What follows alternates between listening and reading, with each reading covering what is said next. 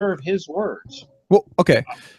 Well, let's look at some of the evidence around this. So if you look at the ice layers in the Arctic, you can take the Volstork ice core samples. There are 680,000 layers on the Arctic, and that's caused by snow piling on top. You've got these snow ice layers, and there's ancient atmosphere trapped within these layers that you can test. But for 680,000 layers to build up, if the Earth was only 6,000 years old, that would mean that we would have to have 170 winter-summer cycles every single year, and I really don't see 170 winter-summer cycles every year. It would be theoretically impossible for us to gain that much snow it's an ice. Extreme change. That quickly. It has to be way older than that for that amount of snow ice to build up. I mean, I have never seen 170 winter-summer cycles in 1 year. I mean, maybe I just haven't seen that. Sure. Well, let's take this one slice at a time. In 1942, some airplanes took off from America to go fight the war. They're called the Lost Squadron. They hit a storm over England, couldn't land, turned around, tried to get back, ran out of gas, and landed on Greenland. Everybody survived, but the airplanes were stuck there, and so they just abandoned them and went on and fought the war.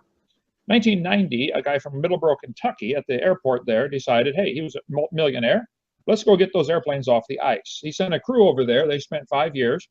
They had to tunnel down with they called it a gopher, 4-foot diameter coil of hot water pipe that they melted a hole down to find the airplanes because it snows a lot there. Mm-hmm. And I talked to the guy, Bob Carden is his name.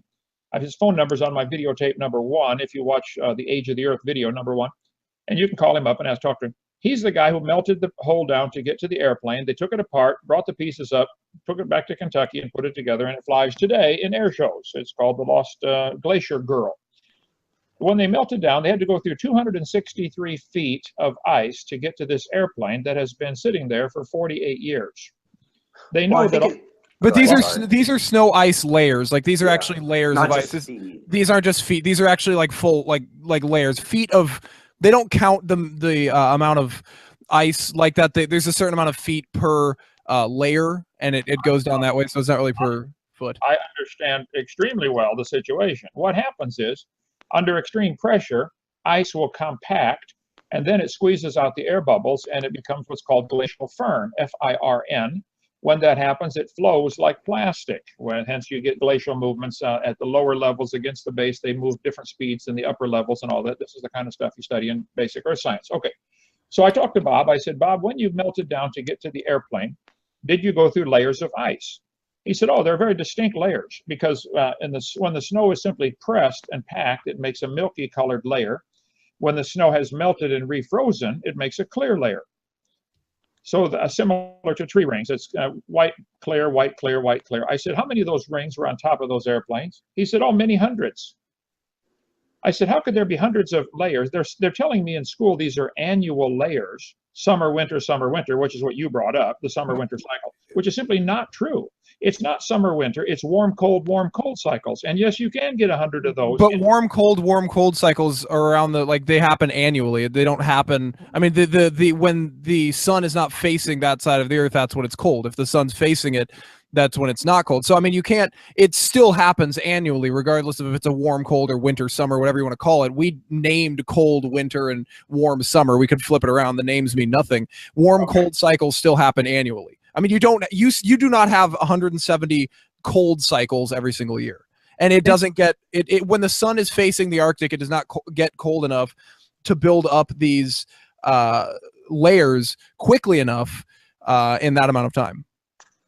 I hope you go back and re-listen to what you just said and think about it twice or 3 times maybe. If we can't, you can get a warm cycle and a cold cycle and a warm cycle and a cold cycle in one day. Yeah, you can no, but I'm telling you, it can't happen. You're not going to get a layer that quickly. Like these snow ice layers require lots of because it would just thaw before the snow compacted. In a very short amount of period. Well, let me explain the basic physics behind this. The surface can melt, which is what always happens. You guys are in Kansas and Nevada, for heaven's sake. You know about this. You get a thick layer of snow on the ground. When it gets warm, the top begins to melt first. Then if it refreezes that night, you get a crust on top, and the snow is still underneath. I'm telling you, all the snow did melt. Yes, but that's, I mean, that would imply that there would have to be feet of snow multiple hours a day. Like it would have to be cold and snow like 4 feet, and then it would have to be warm the next hour and melt the ice on the top, and then it would have to be cold and snow another 4 feet. I just don't see that happening frequently enough from any evidence that I've seen. I've been looking into it while you've been talking.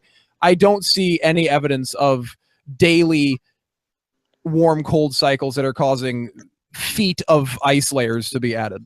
Well, if you watch my videotape number 1, I deal with this in great detail about the age of the Earth, and the ice rings are not annual layers. They are simply, they represent hot, cold, hot, cold, hot, cold. And you could get several of those in one day. And when they drilled down to get to the airplanes, which they knew landed 48 years earlier, there were hundreds of layers, distinct layers on top of them. So it did. So, but not hundreds of thousands, though. Hundreds, right? We're talking 680,000 layers. Well, first of all, they've never counted 680,000 layers. They've done the ice core samples. They have not. I was in the freezer in Denver where they did this. Just north of Denver, they have the freezer where they store the ice cores. They took me in there, let me see them. As you get deeper and deeper, it becomes less distinct. They're squeezed and pressed, and all kinds of things happen.